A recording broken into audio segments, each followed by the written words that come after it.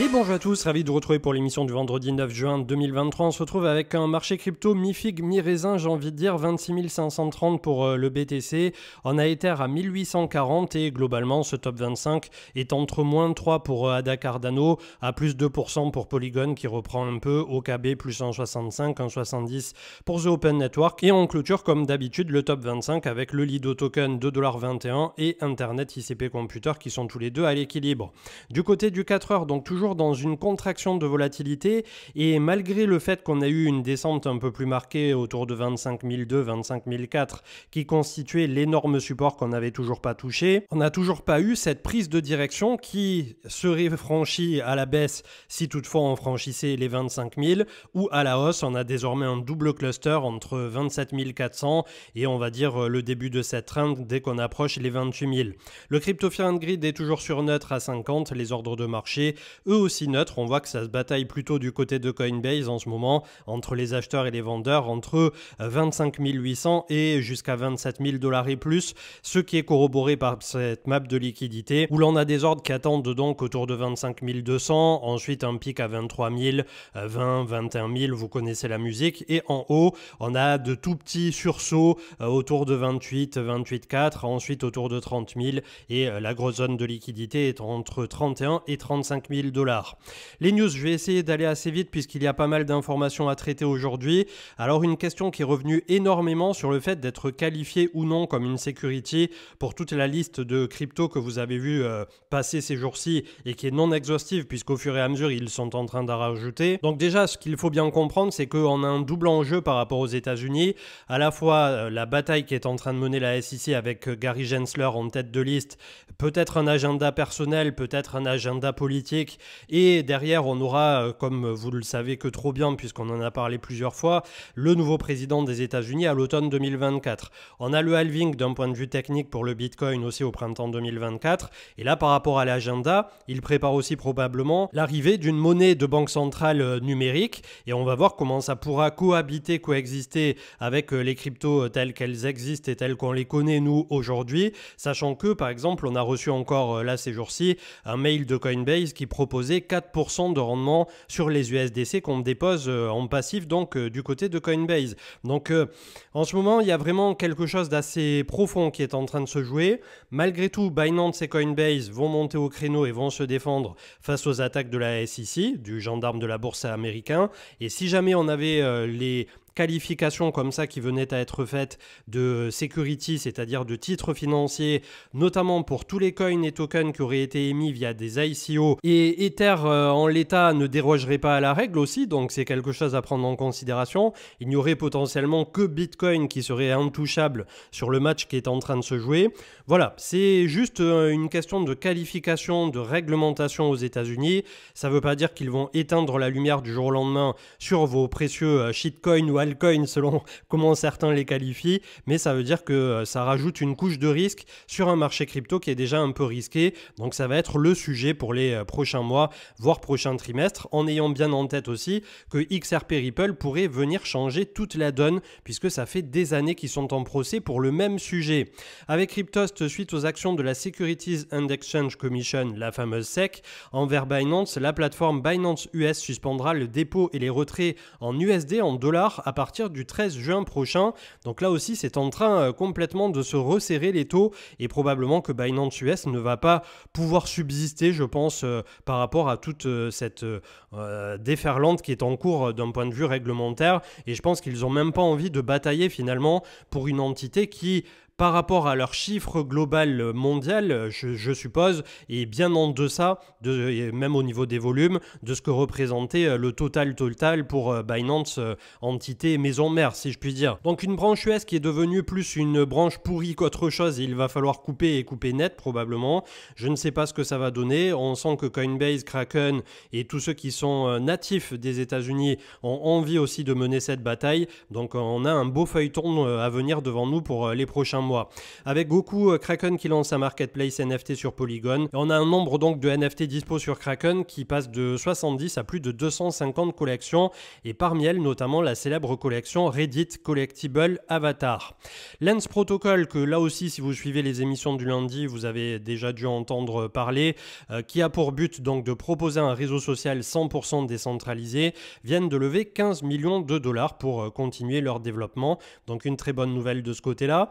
Vous avez un petit live qui est dispo en replay du côté de Twitch. Hier, j'ai fait un live de 30 minutes où je discutais justement des sujets que l'on traite aujourd'hui comme ça en passant le fil Twitter, mais je suis rentré un peu plus dans le détail. Donc ça pourrait vous faire un complément à l'émission d'aujourd'hui. N'hésitez pas à aller tendre l'oreille si l'envie vous en dit pour vous faire comme ça une petite opinion sur ce qui est en train de se passer.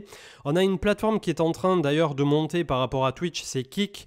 Alors tout le monde est en train d'en parler sur les réseaux sociaux par rapport aux streamers. Il proposerait apparemment 16 $ par heure aux streamers actifs qui sont en facecam et qui au quotidien font 7, 8, 10 heures de stream. À vérifier, je ne sais pas comment ils vont pouvoir se le permettre puisque déjà que la plateforme reverse 95% des subs contrairement à Twitch où on est à 50-50 voire 70-30 au début si je dis pas de bêtises et où avec les taxes et tout ça on se fait complètement avoiner. En tout cas là il y a une plateforme qui va dans le sens des utilisateurs et qui est un vrai challenger par rapport à ce que proposait Twitch jusqu'à présent. Je faisais un petit sondage ici pour savoir s'il y a des gens qui suivraient si on changeait de plateforme. Nous pour une émission d'1 heure par semaine vous vous doutez bien que ça n'a guère d'intérêt de passer chez Kick entre guillemets, mais ça a quand même le mérite d'exister et je pense que c'est une bonne chose que ça arrive. Tout le monde qui est en train de check si son précieux altcoin est dans la liste, dans le viseur, dans le snipe de la SEC en ce moment. On a BNB, on a NIR Protocol, Ada Cardano, Solana, The Sandbox, Polygon, BUSD, bon lui il est KO donc c'est même plus une histoire, Axie Infinity, Mana Decentraland, Atom Cosmos. Certains avaient remarqué qu'ils avaient toujours laissé BitConnect et Terra Luna, même le FTX token dans la liste. Donc en gros, ils sont en train d'essayer de qualifier tout ça sans pouvoir véritablement on va dire l'appuyer, puisque pour l'instant la décision n'a pas été rendue, ne serait-ce que pour Ripple avec qui ils sont en procès depuis bon nombre d'années. L'investisseur long terme qui proposait un trade très intéressant autour du MSCI World avec une performance de 9,50% par an depuis sa création en 1969. Alors c'est lissé, c'est pondéré, il y a des années où ça va être plus, il y a des années où ça va être moins, voire probablement des années en négatif, mais globalement voilà, quand on regarde comme ça sur 10, 20, 30 ans, si vous commencez à investir aujourd'hui, que ça soit sur des trackers ETF, SP500, que ça soit sur des actions, si vous avez un peu plus travaillé vos dossiers, vous pouvez probablement, au long terme en tout cas, c'est ce que nous a prouvé la bourse au travers du temps, vous sortir un petit quelque chose. Après, comme d'hab, les performances passées ne présagent toujours pas des performances futures, mais c'est quelque chose à avoir en tête, notamment pour les personnes qui aujourd'hui ont entre 25 et 35 ans, d'essayer d'avoir cet horizon de, lorsque vous serez à la retraite, même si c'est toujours un peu aberrant de se dire à 25-35 ans de ce qu'on sera et de ce qu'on fera si toutefois on est arrivé jusqu'à la retraite. Voilà, d'avoir un avenir financier qui soit un peu plus assuré et d'être un peu plus serein lorsqu'on arrivera sur des périodes où on a 50, 60 et plus au niveau de cette fameuse retraite qui là aussi est un sujet des plus épineux. God Value flash avec les US qui ont augmenté leur dette de 359 milliards supplémentaires et ce dès le premier jour de la suspension de leur plafond. Donc le truc il va skyrocket complètement. Je sais pas où vont les États-Unis dans cette fuite en avant, mais pour l'instant ça se présente complètement dingue. Mais clairement ça fait partie des trucs qui font que je suis quand même assez méfiant sur le devenir là dans les prochains trimestres du marché US. J'ai l'impression qu'on marche sur des œufs quand bien même les charts nous disent SP500, Nasdaq que voilà il y a de très jolis pumps et ces fameux 359 milliards qui sont plus que la dette totale d'un pays comme l'Arabie Saoudite ou la Hongrie en une seule journée, donc complètement fou. Vous l'avez probablement vu passer aussi, le Sénat qui a dit OK, qui a validé pour activer le micro et caméra de nos téléphones à distance. Alors dans un premier temps, ça s'adresse au secteur judiciaire bien évidemment, ça sera pour des enquêtes ou des suspicions, mais c'est une première porte ouverte, je suppose, vers des dérives qui sont des dérives assez extrêmes. Donc là, on rentre vraiment dans des scénarios à la 1984, à la la George Orwell et tout ce côté dystopique où chaque année, depuis les années 2000, voire 2020 encore plus, on a l'impression de s'enfoncer dans le terrier du lapin blanc ou dans la bêtise, je ne sais pas comment on pourrait le qualifier. Goku qui nous faisait part que le solde d'Ether sur les échangeurs continue de diminuer fortement jusqu'à atteindre le plus bas point qu'il n'avait pas atteint depuis 5 ans. Donc un all-time low de 5 ans, si je puis le qualifier ainsi, où on n'avait pas vu ça donc depuis 2018, au moment du bear market précédent. C'est peut-être un signe aussi de ce côté-là. Un bon plan et un peu de dérision pour ceux qui veulent devenir millionnaires rapidement grâce à la crypto, mais pas de la façon dont vous pensez.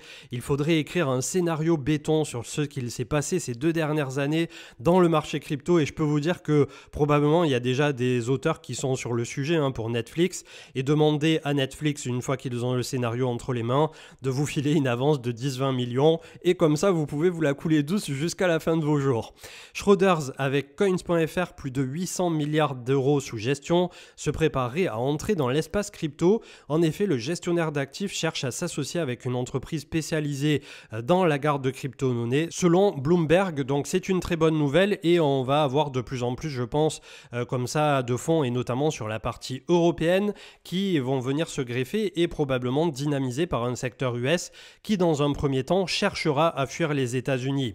Au travers du bras de fer opposant Binance à la SEC, c'était Cryptos qui révélait qu'ils apprennent que Gary Gensler aurait proposé de servir comme conseiller de l'exchange de Binance en 2019, et à l'époque, le président de la SEC aurait déjeuné avec Sidzi, le PDG de Binance, pour discuter de l'ouverture de Binance US, et c'est ce qui est complètement fou puisqu'ils ont quand même eu tous les feux verts. Même Coinbase a été introduite en bourse, et ça passe par qui? Ça passe par la SEC. Donc voilà, on ne sait plus trop à quel sens se vouer, je vous avouerai en ce moment, mais globalement, comme je le disais aussi ici, le final boss, ça pourrait être, par rapport à toutes ces attaques répétées, une attaque assez frontale par rapport au stablecoin USDT, puisqu'on avait quand même eu USDC qui avait pris cher la dernière fois, USDT qui est un peu hors sol par rapport aux États-Unis, donc je ne sais pas dans quelle mesure il pourrait chercher à l'atteindre, mais en tout cas, ça serait le final boss du final boss. Et je suppose aussi, comme je le disais juste au-dessus, qu'une fois cette régulation passée, on devrait quand même avoir de belles choses qui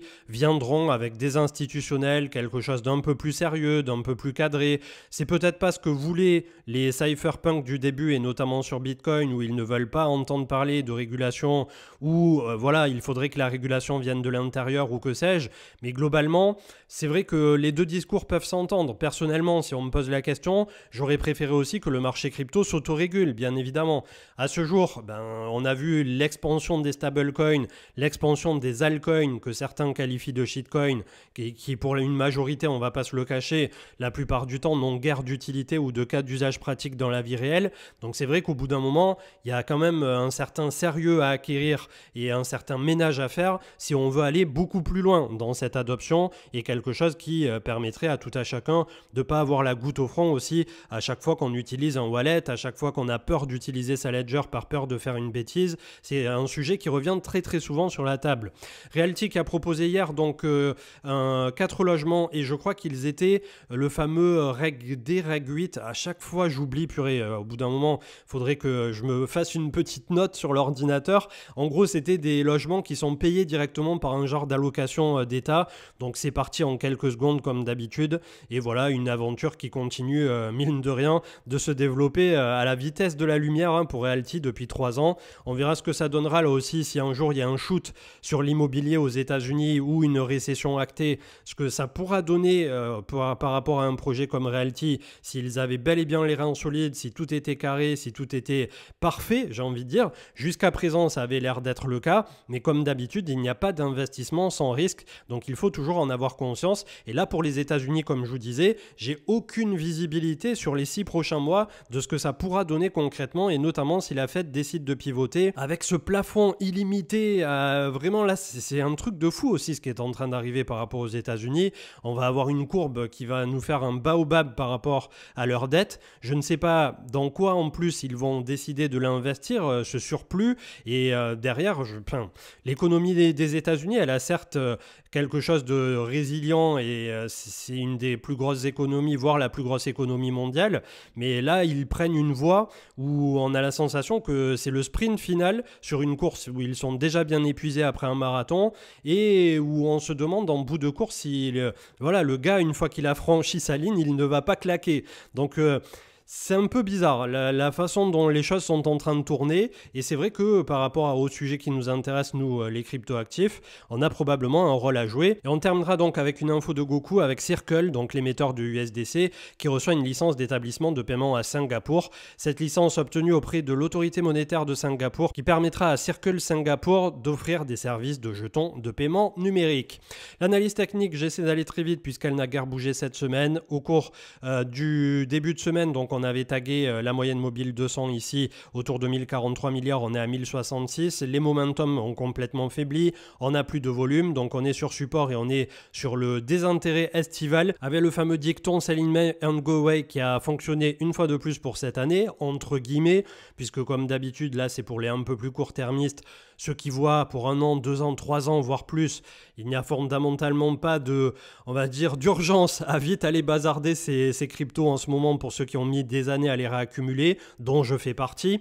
551 milliards sur la moyenne mobile 50 et 200 pour les altcoins. Attention, si ça lâche, on pourrait avoir une accélération à la baisse. Donc il faut absolument tenir les 550 milliards pour les alts. Crypto Total 3 excluant Bitcoin et Ether qui est en train de lâcher lui à la baisse. Donc les alts qui ne sont clairement pas au bout de leur peine, en tout cas tous les alts élargis, et c'est pour ça probablement que pour l'instant BTC et ETH n'étant pas dans le giron en tout cas immédiat de la SEC, et comme je disais ETH ça pourrait venir bien plus vite qu'on ne le croit, voilà, ça laisse un peu d'air pour se concentrer sur les gros dossiers. Et finalement quand on regarde ce qui s'est passé depuis le début d'année sur Bitcoin, on a eu cette concentration de liquidité, on a eu la Bitcoin dominance qui a pump, ce qui fait que les alts ont été complètement pétrifiés et n'ont quasiment rien fait mis à part quelques dossiers spécifiques, et ça peut-être totalement s'expliquer par les gros poissons, les gros bonnets qui sont toujours là, qui réaccumulent et qui font en ce moment le marché, et qui avaient dans le viseur aussi ce côté régulation, ce côté qu'à tout moment la SEC, la SFTC pouvaient nous tomber sur le pif, et c'est exactement ce qui est arrivé. Le BTC perché sur la moyenne mobile 200 et 20 périodes, il ne faut absolument pas perdre les 25 000 en hebdomadaire, sinon ça risque d'accélérer à la baisse, et accélération à la baisse dit un retour entre 22 23 000 dans un premier temps, voire 20 000 si vraiment on avait quelque chose d'un peu plus sale. Le SP500 qui frétille toujours avec ses 4300 points. Le futur quasi à plus 1%, ça s'arrache à la hausse, 4335. Attention là aussi, si on empile une semaine de plus de vert, on va rentrer en surachat pour le SP500. Donc finalement, vous voyez que c'est des amplitudes qui vont plutôt vite quand ça part. Ether 1836 sur la moyenne mobile 20. Si jamais ça lâche, eh bien on a une zone toute trouvée, 1550, moyenne mobile 200, moyenne mobile 50 qui sont pile poil alignés en hebdomadaire. On a un petit renfoncement de volume profile entre 1650 et 1700, mais je pense que le véritable support est à 1550 effectivement aujourd'hui pour Ether. Nvidia qui après cette monstrueuse poussée est en train de toper ici à 415 $, on est à 385 aujourd'hui. Le momentum va faiblir, on va probablement venir chercher un double top, et ensuite ne serait-ce qu'un retour à la moyenne mobile 20 hebdo, c'est 275 $. On est très très haut perché, on est venu chercher 87 de RSI hebdo, on a eu de gros volumes, donc ça y est, c'est en train de commencer à décharger sur l'hyper spéculation Nvidia. Tesla qui continue de s'arracher après le franchissement ici des 215 $, on est à 235 plus 4,60 en journalier, complètement fou, d'où l'importance aussi d'avoir cette diversification. Là on est en train encore un peu de subir sur les cryptos, c'est pas le bon moment, la régulation machin bidule, on est encore un peu loin du halving, voilà, on manque un peu de dynamique. Pendant ce temps, c'est en train de s'arracher au niveau du marché US. Si vous aviez fait un petit DCA, comme on le fait sur les cryptos, du côté des actions US entre l'automne et le début 2023, vous auriez ça qui est en train de vous apporter une certaine plus-value. Alors, comme d'habitude, je ne dis pas que j'ai la science infuse ou quoi que ce soit, je suis probablement aussi débutant qu'un bon nombre d'entre vous sur les marchés financiers, mais petit à petit, on a quand même un motif qui a tendance à revenir, des rotations sectorielles dont il faut savoir là aussi profiter. DXY, le dollar 103,42 sur la moyenne mobile 20, il n'a pas eu l'énergie nécessaire pour chercher la médiane à 105 et des brouettes. Est-ce qu'il va se faire rejeter derrière le fait que cette dette aussi finalement skyrocket et le dollar qui ne vaudrait à terme quasiment plus rien ou de moins en moins quelque chose? Voilà, c'est peut-être aussi le top départ de quelque chose d'un peu plus baissier pour le dollar, ce qui renforcerait aussi le sentiment haussier par la suite pour les actions et les cryptos, à voir ce qu'il pourra en être donc autour de ça. On avait l'action de Coinbase qui avait les prix super tarifs de nouveau par rapport donc à ce procès qui est venu à 46 $. On est de retour à 55, on a une médiane autour de 61 et un pivot à 82-83 $. Et enfin la Bitcoin dominance qui est toujours perchée, haute perchée, qui n'aura décidément rien lâché depuis cette impulsion de mars 2023 où on était passé de 43 à quasi 48%. Donc c'est vrai qu'on est dans une période transitoire, je pense que c'est le bon mot. D'ailleurs, dès fin 2022, on avait esquissé cette théorie que 2023 serait une année un peu à blanc, où il faudrait se retaper une santé, il faudrait voir un peu comment s'alignent les marchés. C'est un peu ce qui est en train de se passer, j'ai l'impression. Malgré tout, on a eu une belle concentration du côté de Bitcoin qui n'a pas l'air de vouloir se laisser malmener. Et aussi, en ce moment, si j'avais, entre guillemets, une recommandation, puisque je ne suis toujours pas conseiller financier, c'est de peut-être pas se précipiter immédiatement du côté des altcoins, puisque vous risquez de vous faire encore un peu mal vis-à-vis de tout ce qui est en cours et sur lequel on n'a pas encore la visibilité nécessaire. Je vous souhaite une excellente journée. Je vous retrouve probablement que lundi, mis à part s'il se passe un truc extraordinaire ce week-end. Continuez d'être prudent et on continuera de décortiquer tout ça ensemble au fur et à mesure et de traverser toutes les tempêtes pour ensuite avoir ce grand soleil radieux qui viendra nous illuminer un jour avec le bull run, je l'espère, dans les 2 prochaines années. On va viser large, mais qui devrait tôt ou tard arriver, et un marché crypto qui, une fois qu'il sera régulé avec des règles qui diront toi tu vas dans telle case, toi tu vas dans telle case, ça devrait poser plus aucun problème aux institutions aux États-Unis pour systématiquement avoir un petit pourcentage de portefeuille, notamment pour les hedge funds, qui seraient en crypto-actifs. Donc on est à l'aube de quelque chose de grand, je pense, mais on est dans la phase où ils nous combattent typiquement avant la phase après d'acceptation. Très bonne journée et à plus tard. Ciao, ciao.